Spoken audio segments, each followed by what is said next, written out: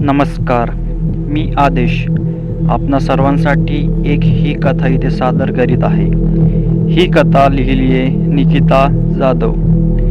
तर मित्रांनो, ही कथा एका ठिकाणाबाबत आहे आणि एका मुलीबाबत जी अनोळखीरित्या त्या जागी पोहोचते व नकळत ती अनाहूत तत्सम दृष्ट शक्तींना आपल्या जीवनात सामावून घेते. मी त्या ठिकाणाचं नाव सांगून त्याची बदनामी करण्याची इच्छा नाही ठेवत, म्हणून ते नाव गुपितच राहील. एक खाडी होती ती आणि अजून पण आहे.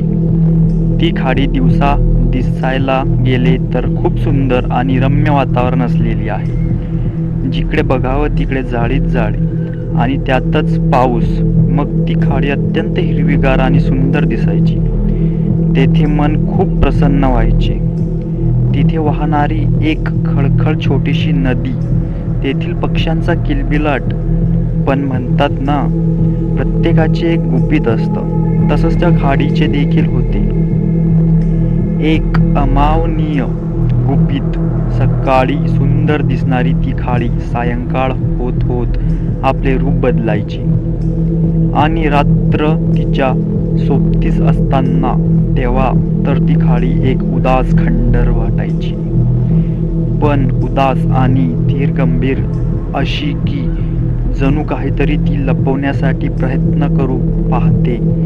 ती दिवसा आणि रात्री ती त्या लपवलेल्या गोष्टींना खुले सोडते. सर्वत्र काळोखच काळोख असायचा त्या ठिकाणी. जणू उजेडाचं राज्य घेऊन त्या खाडीमध्ये संपते. अतृप्त आत्म्यांची आसरा होती ती खाडी. त्या खाडीपासून काही एक अंतरावर वस्ती आहे. तिथले स्थायिक लोक असे मानायचे की त्यांचे जवळचे सगळे सोयरे जे मृत पावले आहेत ते पिशाच बनून त्या खाडीमध्ये सामावले जायचे. त्यांचा अतृप्त आत्मा त्या खाडीत फिरायचा आणि जो कोणी एखादा अनोळखा व्यक्ती किंवा नवीन कोणीही त्या खाडीजवळ जाई तेव्हा तो तिथेच नाहीसा होई. त्या खाडीची तेथील व्यक्तींच्या लोकांना प्रचिती व्हायची, म्हणून त्या लोकांपैकी कधी कोणी तिकडे फिरकत नसे. रात्रीच काय तर दिवसा देखील पण ते लोक तिथे जात नसत. अधिकाळी त्या वस्तीतील लोक मासे पकडण्यासाठी तरी तेथे जायचे, पण आता मात्र तिकडे त्या खाडीकडे कोणीच फिरकत नव्हतं. पण आता खूप वर्ष उलटून गेले होते. त्या वस्तीच्या ठिकाणी आता एक सुंदर असे टॉवर झाले होते. त्यामध्ये काही जुने लोक तर काही नवीन राहायला आले होते. जे जुने राहणारे लोक होते त्यांना त्या खाडीबद्दल माहिती होती, पण जे नवीन होते त्यांना काहीच माहिती नव्हतं. आणि त्या टॉवरमध्ये काही दिवसांनी एक कुटुंब जे ते 12व्या मजल्यावर राहायला आले होते त्यांना ती जागा खूप आवडली. त्या कुटुंबामध्ये होती वर्षा नावाची मुलगी. तिला तिचे आई बाबा आणि तिचा एक मोठा भाऊ होता. असेच हे छोटेसे कुटुंब तिथे त्या घरात राहायला आले होते. सर्वांनी घराची पाहणी केली. त्या घरात 3 रूम होत्या. वर्षाने आपल्या स्वतःकरिता सोयीस्कर आणि खिडकीतून बाहेरील दृश्य दिसणारी एक रूम निवडली आणि त्यांनी आपले घरही व्यवस्थितपणे बसवले.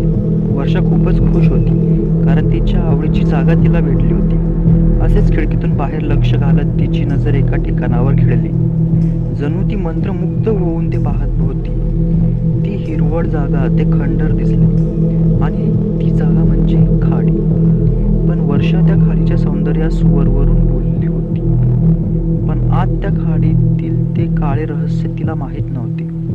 पुढे घडणाऱ्या घटनाचा तिने स्वप्नात देखील विचार नसेल केला. वर्षाचे आई बाबा कामाला जायचे आणि वर्षा कॉलेजला आणि तिचा भाऊ प्रथमेश जॉबला जायचा. सर्वात लवकर घरी येणारी ही वर्षाच होती, म्हणून ती घरी देखील एकटी असायची.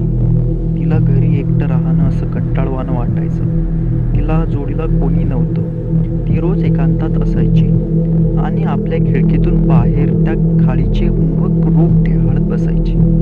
आणि त्यातल्या त्यात तिला भूतांच्या गोष्टी वाचण्याचा अतोनात छंद होता.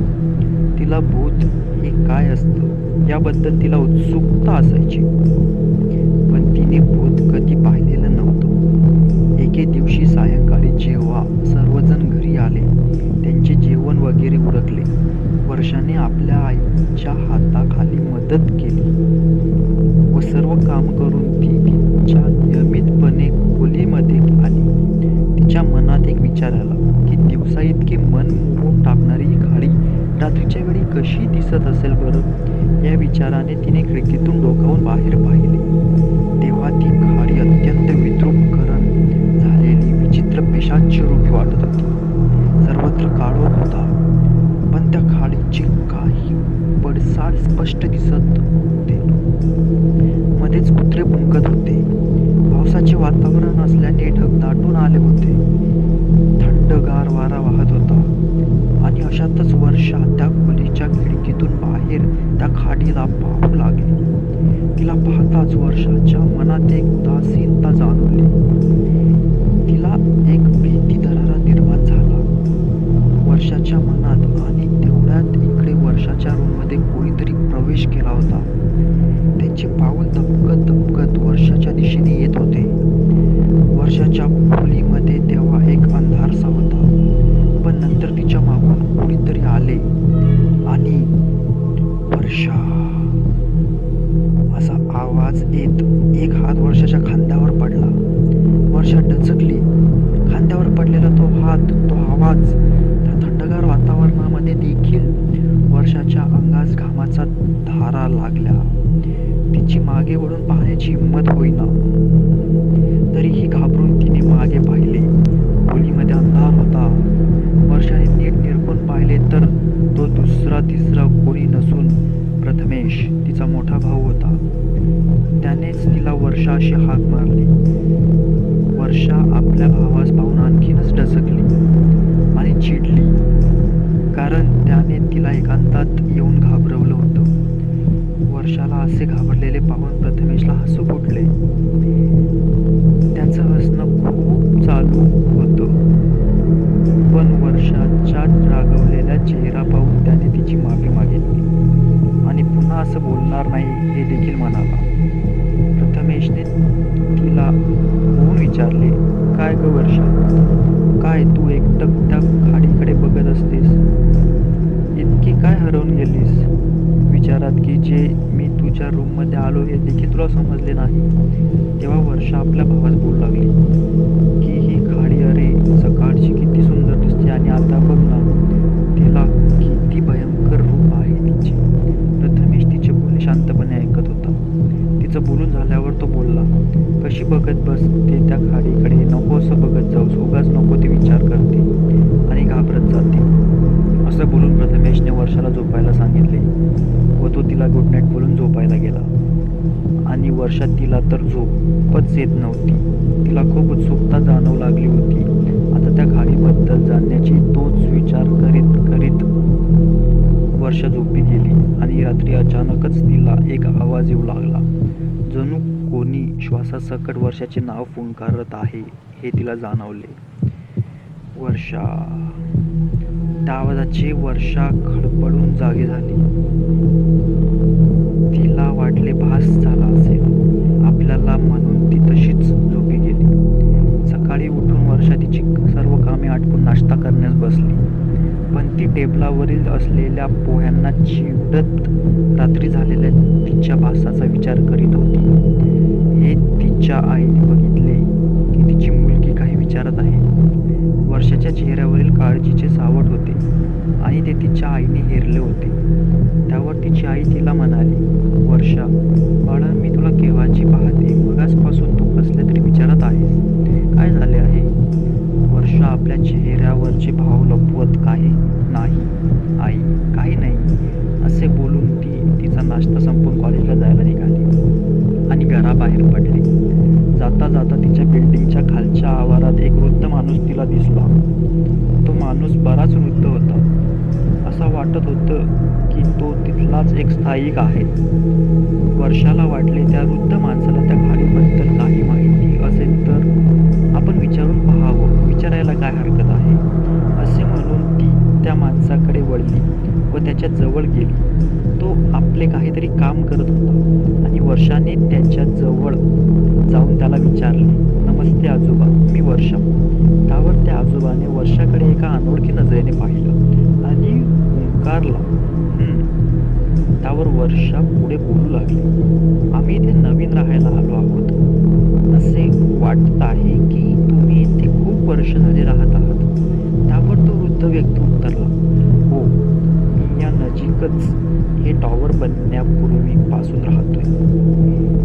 वर्षा पुढे म्हणाली, हो का? बरं आजोबा, तुम्ही येथे जुने आहात म्हणजे आजूबाजूचा परिसर तुम्हाला नक्कीच माहिती असेल कसा आहे ते. त्यावर आजोबा आपले काम थांबवत वर्षाकडे पाहू लागल्याने म्हणाले, हो माहीत आहे, पण तू काय विचारतेस? वर्षाने त्यांना, नाही आजोबा, असंच, तुम्हाला त्या खाडीबद्दल माहिती असेलच मग तर. वर्षाच्या तोंडून खाडी हा शब्द ऐकताच क्षणी आजोबांच्या चेहऱ्याचा रंग उडाला. त्यांच्या चेहऱ्यावरील हावभाव बदलले व ते चिंताग्रस्त दिसू लागले. ही कोण मुलगी आहे आणि खाडीबद्दल का विचारतीये ही मला? पण त्या आजोबांनी वर्षाला त्या खाडीबद्दल सांगण्यास टाळाटाळ केली. पण आपली वर्षा जिद्दी होती. ती ऐकणाऱ्यांतील नव्हती. तिने त्या आजोबांना सांगण्यास प्रवृत्त केले आणि असे करत आजोबा मानले व आजोबांनी वर्षाला खाडीबद्दलचा एक इतिहास सांगितला. तेव्हा वर्षाला कळून चुकले की ती खाडी पछाडलेली होती. तेथे अतृप्त आत्म्यांचा वास आहे आणि दर अमावस्या पौर्णिमेला त्या खाडीमध्ये विचित्र हालचाली होतात. हे सर्व ऐकल्यानंतर वर्षाचे डोळे मोठे झाले आणि एक भीती तिच्या मनात दाटून आली. तिचे अंग शहारले. ती आजोबापासून निघून आली आणि कॉलेजमध्ये आली, पण लेक्चरमध्ये तिचे काही मन लागेना. वर्षा घरी आली. सायंकाळ झाली होती. सर्व जण आले होते. सर्वांचे जेवण झाले होते. तिने देखील सर्व कामे आटपून आपली रूम गाठली आणि त्या खिडकीतून सगळीकडे बघितले. आकाशात चंद्र दिसत होता. त्याचा उजेड पसरला होता आणि चांदण्या चमचम करत होत्या आणि ते पाहताच वर्षा कॅलेंडरवर पाहायला धावली आणि तेथे तारीखेच्या खाली ठळकपणे पौर्णिमा असे लिहिले होते. वर्षाला लगेच आठवले त्या वृद्ध माणसाने काय सांगितले होते की पौर्णिमा आणि अमावस्येच्या रात्री त्या खाडीत हालचाली होतात. वर्षा आपल्या खिडकीकडे धावली.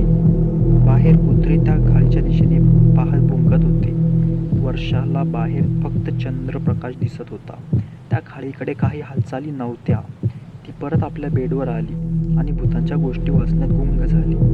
बराच वेळ उलटून गेला आणि अर्ध्या झोपेत असलेल्या वर्षाला घड्याळातील टोलने उठवले.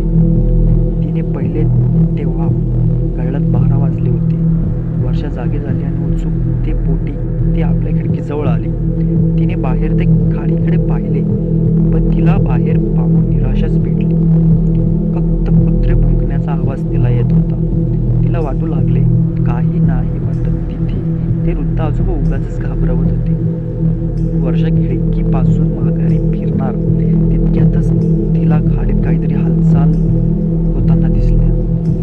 वर्षाला त्या अंधारमय खाडीमध्ये एक वेगळंच दृश्य दिसू लागले. एक लहानसा उजेड होता जो त्या खाडीमध्ये हलताना तिला दिसत होता. दिवा होता तो, पण थोडा पुढे जाऊन तो एका नदीचे बंद पडला. त्या नदीत चंद्रप्रकाश पडला होता. उजेडाने ती नदी साफ दिसत होती. वर्षाला अजून एक हालचाल तिथे दिसली. त्या नदीतून काही सावल्या बाहेर पडू लागल्या आणि हवेत तरंगू लागल्या. जणू काय त्या खाडीमध्ये त्याची त्या प्रेतात्म्याची छत्राच भरलेली होती. तेव्हा त्याच क्षणी वर्षाला परत जाणवले की आपल्या मागे कोणतरी आहे.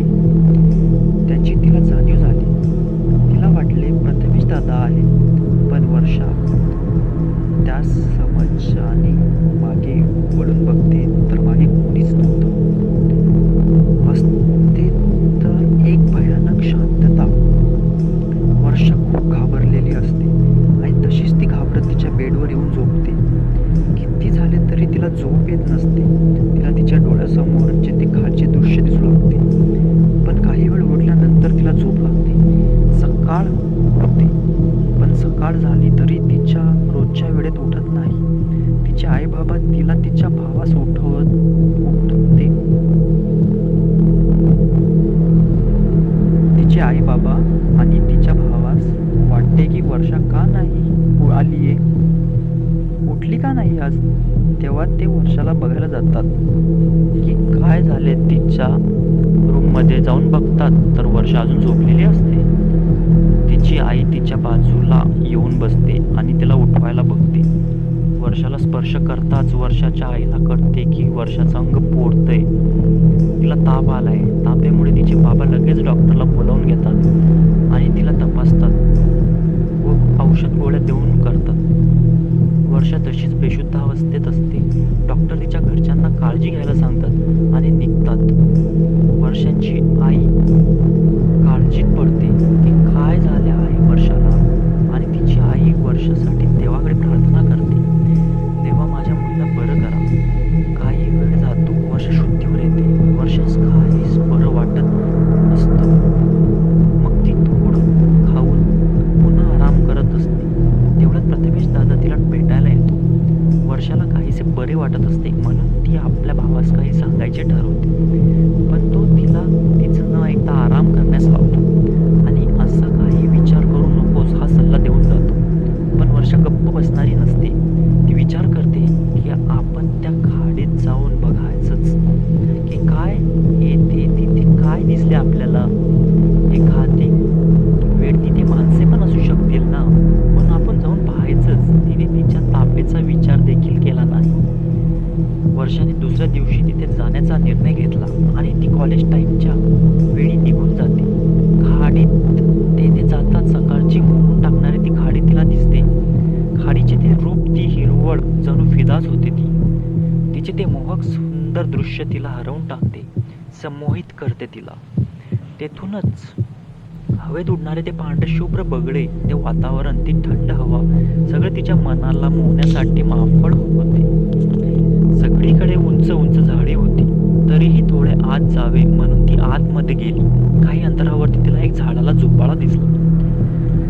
ही गोष्ट विचित्र होती, कारण अशा या विराट जागेत कोण झोका बांधून खेळत असेल बरं. ती तरी देखील न भिता झोपाळ्याजवळ जाते आणि झोपाळ्यावर बसते व हळूहळू झोके घेत लागते. तिला खूप आनंद होतो. जसे जसे ती झोके घेऊ लागते तसेच तिची नजर एका ठिकाणी खिळते. एका झाडाच्या खोळाजवळ एक चमकदार वस्तू पडलेली असते, लगभग आपल्या हाताएवढी इतकी आणि गोल अशी. वर्षा झोपाळ्यावरून उतरते आणि त्या वस्तूकडे जाऊ लागते. ती जवळ जाते आणि ती पडलेली चमकदार वस्तू हातात घेते आणि ती पायातील पैंजण असते, खूपच चमकदार, चांदीची.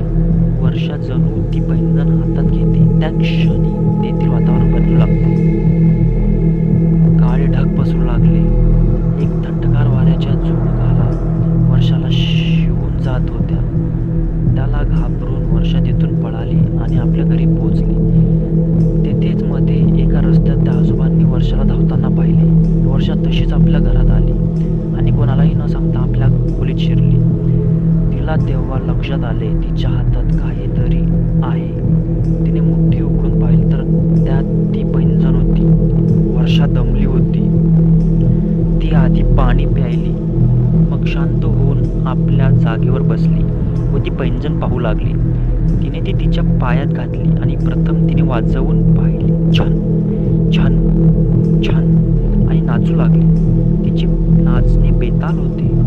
ती थांबेना झाली होती, पण अचानक ती भानावर आली व थांबली आणि तिने ती पैंजण ठेवून आतमध्ये ड्रॉवरमध्ये दिले आणि बाहेर सर्वांसोबत परत जेवण करून आली. आणि तिने पाहिले की पैंजण बाहेरच होती. ती तिच्या जागी नव्हती, ती जमिनीवर होती. वर्षाने त्याकडे थोडं दुर्लक्ष केले आणि ती तशीच ठेवून दिली. तिला वाटले पडली असेल आपल्याकडून ठेवताना असे म्हणून ती झोपली. आणि पण आज ती खाडीला पाहायची विसरून गेली. दमली असल्याने ती लवकरच झोपी गेली. वेळ झाला होता. वर्षा गाढ झोपेत होती तरी देखील तिच्या कानात काहीतरी आवाज ऐकू येत होते. एक छ असा. ती त्या आवाजाने थोडीशी जागली आणि पुढे तो आवाज तिला स्पष्टपणे ऐकू येऊ लागला. छन छन छन. त्या आवाजाने वर्षा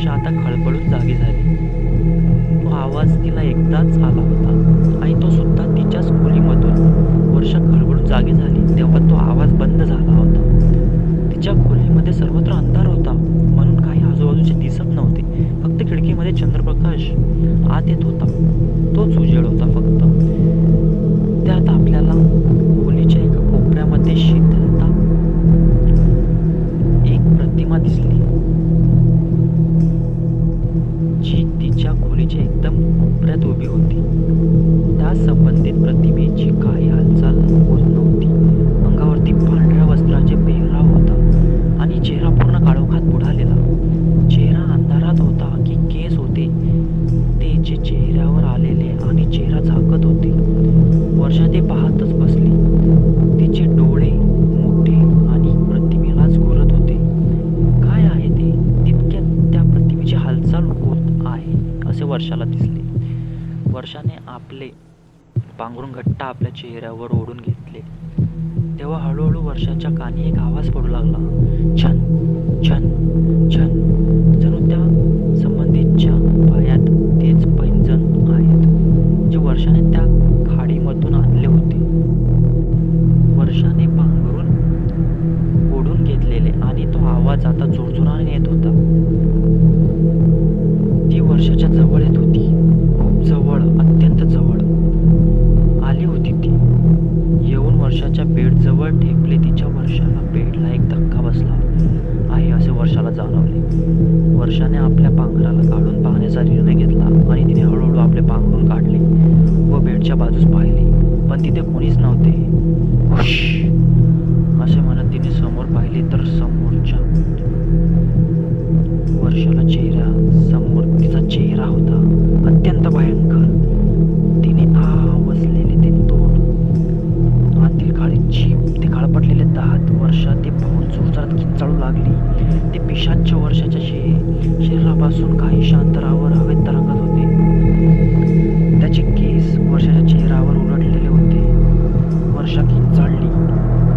तिचे किंचाळण्याने घरातील सर्वांची जाग आली. काय झाले, काय झाले असे म्हणत सर्वजण वर्षाच्या खोलीत धावत आले. वर्षा घामाघूम झालेली होती. तिचे ओठ थरथर करीत होते.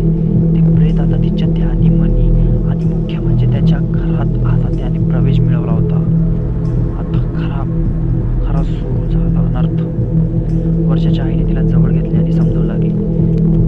तिला त्यांनी पाणी दिले. तेव्हा कुठे तिला शब्द फुटले आणि ती बोलू लागली. आई भूत आहे इथे. त्यावर प्रथमेश पुढे आला आणि म्हणाला, हे बघ शांत हो. तुला वाईट स्वप्न पडलं असेल म्हणून तुला असं वाटत असेल. शांत हो आणि दिवसभर ते भूताच्या गोष्टी वाचतेस, त्याने दुसरं काय होणार?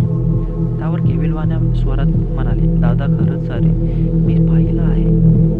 इथेच माझ्या चेहऱ्यावर होतं ते. आणि बोलत वर्षाला रडू फुटले आणि ती हुंदके देत रडू लागली. वर्षाचे बाबा तिच्या जवळ घेऊन तिला शांत करीत होते. तेव्हाच प्रथमेश चिंतेत होता. त्याची नजर तेव्हा खाली गेली. त्याने तिथे एक वृद्ध माणूस वरती त्याच्याकडे पाहत होता.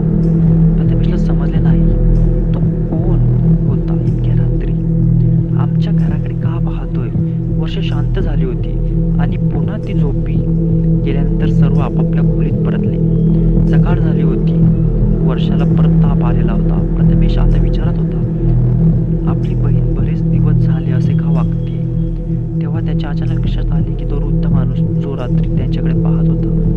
प्रथमेश तडक उठला आणि खाली आला. त्यांनी बऱ्याच ठिकाणी शोधाशोध केली व इकडे तिकडे विचारत त्याला त्या वृद्धाचे घर भेटले आणि तो एका जवळच्या आवारात पोहोचला. तेव्हा तिथे एक छोटेसे घर होते. प्रथमेश त्याचे दार उठवण्यास पुढे आला, पण तितक्यातच त्याला आतमधून एक आवाज आला, दरवाजा उघडाच आहे, आतमध्ये ये. प्रथमेश चमकला. त्याने दार आत ढकलले व आतमध्ये आला. प्रथमेश काही बोलणार तितक्यात ते वृद्ध त्याला थांबवत म्हणाले, येताना पाहिलं होतं मी तुला माझ्या घराकडे. ये बस. माहीत आहे मला तू कशासाठी आला आहेस. तुझी बहीण भेटली होती मला. तू तिचे ऐकायला हवं होतंस. रात्रीचा प्रकार सगळं तिने खरा सांगितला आहे. प्रथमेश उद्गारला.